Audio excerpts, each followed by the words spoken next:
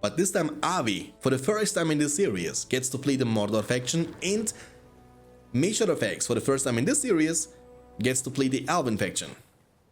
And the map is Plains of Linden. I like this map. Some people don't like this map. Maybe it's because of the campy. You can camp it like the tiny pathways here. You can block this with a couple of towers and you can stall the game, which might benefit the Elven faction actually when you think about this, because elves are good at camping at some certain locations with the well and statue and towers they can build up, and the instant of firepower with their Mirkwoods and, you know, archers.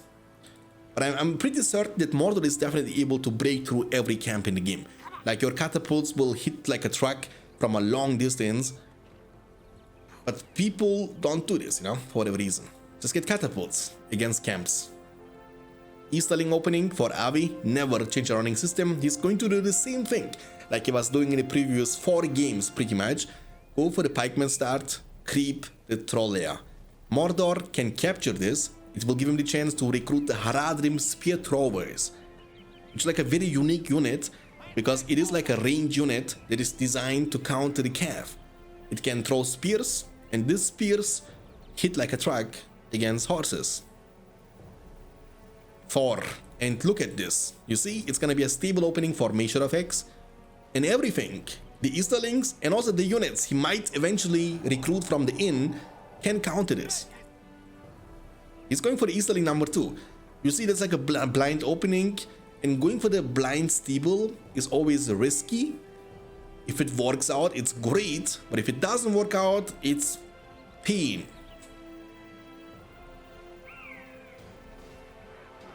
Overthrow these people. Easy creeping. I'm actually curious if he will be capturing this or not. Stay in formation. Stay in formation. Easy. This land belongs to Mordor. You heard this, guys. This land belongs to Mordor. And creeping. Again creeping. He's going to get... Nah, he's going for level 2. He's now gonna recruit the Haradrim Lancers. And Major Effects going for the barracks. He has no horses. What? Oh, never mind. He went for it, but we didn't see it. So, but you see how delayed this all is? Like, in the meantime, he creeped this, got this. He's going to creep this before the horses make it to this location. So, even if they manage to destroy one slaughterhouse, in my book, this is an amazing trait for Avi. He's going to get almost every creep beside this one on the map for a while. Each creep gives you experience, power points, money that is very useful at early stages. So look at this. Now, you might need to use Rallying Call here if he wants to be able to destroy this. I is slightly weaker, by the way. It's important to note the difference between I and Warchan used to be much bigger pre-version 9.0, because the buffs used to give you 50 damage, 50 armor. The leadership used to only give you 25 damage, 25 armor, or 33 armor and 33 damage. So the gap was 17% in both departments, armor and damage. But now the I gives you 25-25, but the buff gives you only 33-33. So now the difference is only 8%. It was 17 before. It is actually less than 50% effective nowadays. So you can't ignore them. But of course, Rallying Call is still better. However, you can't just face tank this for no reason in a 2v1 situation. Again, in the meantime, like, no damage dealt to Avi's economy, but Avi was able to creep the whole map. Every single creep has been taken by the Turkish player. Every single one of them. Which is very impressive. And again, the Haradrim spearman, he's gonna recruit them more. They cost 300 each. It's gonna be the first slaughterhouse destroyed for Avi, which is absolutely fine. It's not a big deal. Because I don't see Maeve dealing much more damage to this. But for whatever reason, he's not recruiting more Easterlings. He's also preparing himself for the defense with double Rex. Going for pikemen, more pikemen. He has actually 2 pikemen, 1 archer. He's spamming pikemen from this barracks and archers from this barracks. So, like, look, he can destroy this, as you can see and tell. And this Malon tree is going to be destroyed for sure. There is 0 defense. He's going to cancel it. He knows, demolish it. He knows he can't protect it. Now, I'm actually curious about the damage from these spear throwers against structures. I have not seen this many times, so Let's find out together. Encampment. Oh, one was able to survive. Leave one wolf alive and the sheep are never safe. Are they good against archers? I don't think so, right? Attack! Come! Oh, they're gonna get melted. Yeah, they are bad against archers. Holy. Okay, what is the plan now? Like, I think Mouth of Sauron could be a great hero because of the Lancers. It was not a stable delete, so he's gonna eventually recruit more of the Lancers. And every mounted hero is a great counter to enemy cav. But you want to protect your backline now. Look, the spear throwers are dealing 0 damage to the pikemen. They are dealing no damage at all. Holy. Look, I think like 1,000 years later, they might die. The farm is going down. It's the second farm he's losing against the one farm he was able to take down. 500 command points against 550. The command point difference is almost not existing, but it's about to be changed very soon because, as you can see, May is playing defensively. And most importantly, take a look into the power point department. 2 power points advantage, not because he was able to kill more from his opponent. No, it's because of the power, because of the creeps. And the creeps also gave him a lot of money. Okay. So, camping, playing very defensively. Easterlings will make sure that those Lancers can't achieve anything. They are level 2, they can recover. I mean, Mordor can easily buy, and he did buy the banner from the Orc Pit level 1. It's not a big deal. Again, Mordor was actually kind of benefiting from the level 2 upgrade when you think about this. Besides the fact that level 2 makes you recover over time, also some certain Mordor units get stronger when they are level 2. For example, the Black Orcs or normal Orcs. When they get level 2, they get the Bloodlust for increased passive damage. Oh, that's big when you take it down. It's a level 2. Rallying Call is going to be used. And the level 2 means minus 75 command points for Mordor. That's pretty late, actually. The Builder. Oh, Ave is falling apart now. The Builder has been killed. The structure has been destroyed. The last 30 seconds of the game are definitely favoring the Alvin player Measure effects in this one. And again, that's an important match too, because it's a, you know, it's a tiebreaker. Whoever wins will get a lead. I see you. Beautiful. Archers exposed. Use Eye for the damage boost, and 1 trample is all it takes. Don't lose to level 2. He's gonna lose to level 2, but the other one is gonna be able to survive. That's a good trait for Avi, but it's a huge army of elves coming at your door very soon. Level 1. Maybe, I don't know. Which hero would be the best here for elves? Maybe it's gonna be Haradrim. This Malon is gonna be destroyed, no problemo. What is he doing? Don't lose, don't fight. He can also destroy this one. It's big actually.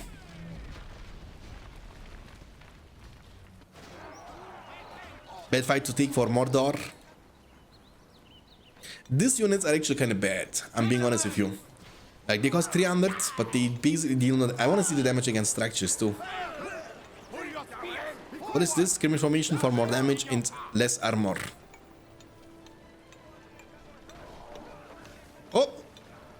Oh, Major Effects is paying attention. That's good. Builder getting in safety. Look at this. Really bad DPS against structures. It's a level 2 building though. If he can, May is not paying attention to this. If he loses this big 75 minus 75 command points, so command points department is looking 600, 525 to 475. He has the mist unlocked from his spellbook, and he has gathered 10 power points on top of the mist. So again, mist is leading you later on to the Eagle Allies special summon. Mist is great to win the skirmishes in the big fights because you make the enemy units weaker. And his opponent went for Industry, of course.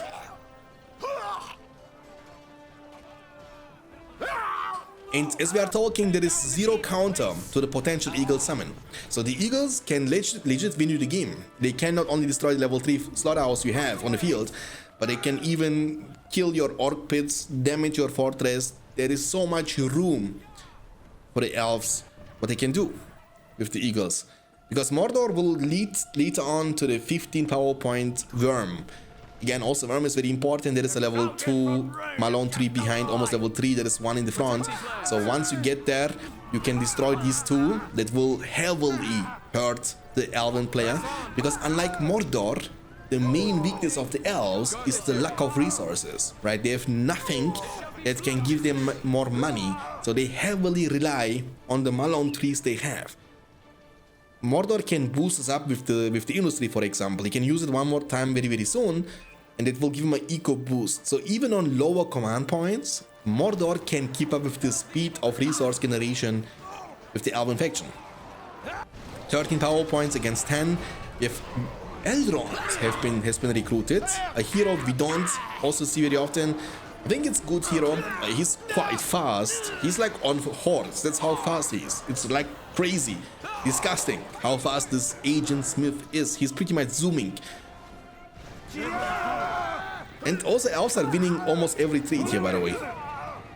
Good micro from Avi, that's good. 12 power points in the bank, 15 for Mordor. So Mordor has now the chance to go for a Worm special summon, as he should. Again, to look, the reason why May has so many command points, by the way, if you are wondering, is not because he's rich. Look the way he's building Malone trees. He's building them next to each other, and he basically gets zero value out of them. Like, how much money does he get from this? Not much, right? Like 5, 4, 6, maybe that's like a tricky situation. It seems to look like that May has a huge command point advantage. He does though, but it doesn't do anything for his resources. Mist has been used, but he has 13 power points. It's gonna be a key moment, okay? Key moment when he gets 15. It's all about timing and, you know, the right time at the right area. The builder is running it down. He's gonna get in safety. I think Elrond is faster than the builder. Corsairs should be able to win against the... But Elrond, dude, Elrond is manhandling those. Eagle summon unlocked. We will defend the Elven lands. Malone 3 level 3 is gone. There comes the Eagle special summon and they're gonna commit. But I think it's a horrible summon. There is no need to use it like this. There is no follow-up. But it's kind of, it's like a magnet. He's seeing the level 3 slaughterhouse with industry. He's like, I have to destroy this. But he could be summoning it in a much better situation with like a huge follow-up. But let's see how much damage, how much more damage it can deal. Eagles are still healthy and there is nothing that can shoot them down. No Haradrim archers, no orc archers, nothing. Only the fortress can damage them, and the fortress can be avoided. You don't have to fly next to the fortress. The worm will be repositioned behind to destroy this level 3 slaughter Malone tree. Can he get one more attack off before the timer goes to 0? The answer is yes. 2 Malone trees level 3 destroyed. Elves dropping down to 850 command points. The Eagles are able to destroy the Orc Pit level 2. Their timer will be gone very soon. They didn't finish this off yet, but this one is going to be able to do this, no problem. The thing is not working, D-Make, you know? Say it. The text-to-speech is not working, my friend. But thank you very much. What's up? What you doing, man? Soldiers of Rune look ready to fight. Oh, can they still do it though? They are attacking very fast. No, they can't. So they destroyed a couple of buildings, but I think the worm was at least able to deal the equal damage to the economy from elves. There is not a single level 2 Malone tree for the elven player. Measure effects. Oh, here's a level 3 one here. Okay, never mind. Level 2 here. But you see the placement of the elven Malone trees? They are all at the same area. Imagine a rain of fire here or something. It would be kind of crazy. Elrond.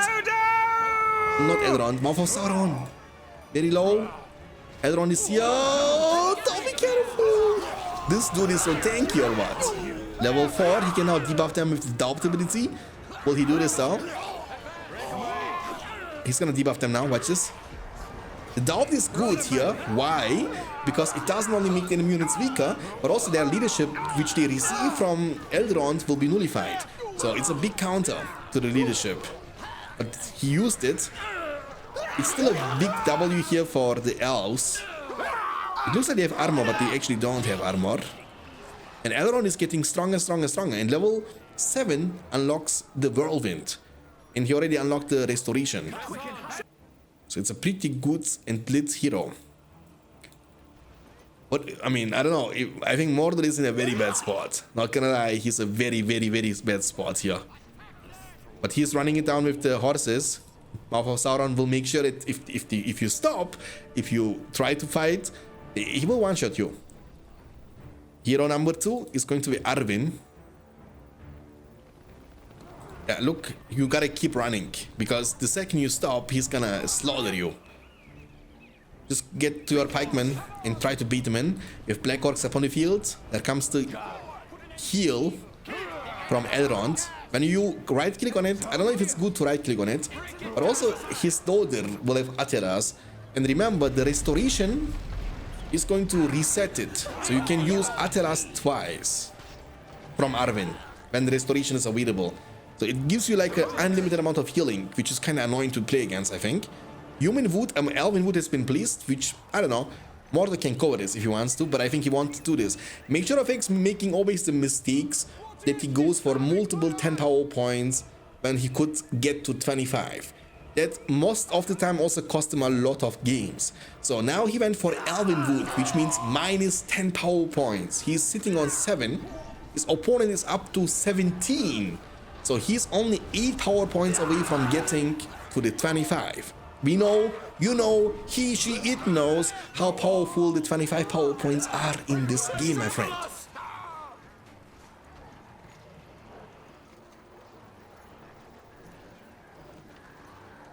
Can someone repeat that? Can mods get channel points back?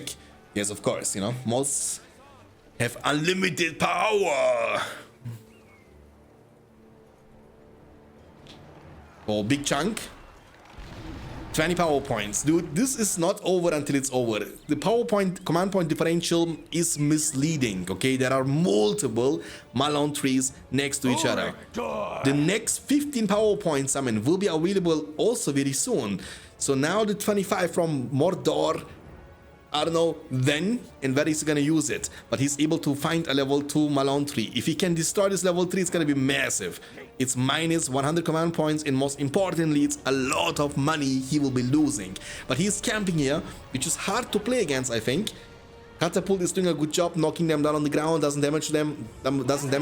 Remember, the Elven Wood gives you buff, and Elrond gives you leadership. So at this point of the game, the Elven army here on the spot have double buff. They are as strong as they can. Yet with leadership buff you can't have more than that, but you can have the whirlwind. A small whirlwind which can't be targeted, destroying the Trebuchet expansion, Catapult expansion, and now they can commit to the Haradrim Palace level 2 and melt it into pieces. In the meantime, Glorfindel and his archer army was able to defend this. Mordor is trying to fight his way back, which is easier said than done. The whirlwind is still remaining on the field. Mordor has nothing but 24 and 3/4 power points. He has now 25. What's that damage, my guy? Yeah, 26 power points.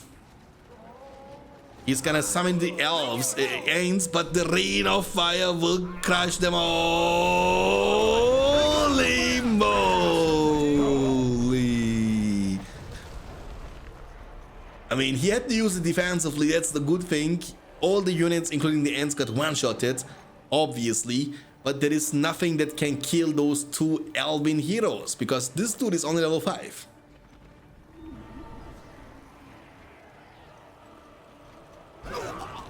And he's gonna call it GG, and that's gonna be the W for Measure of X.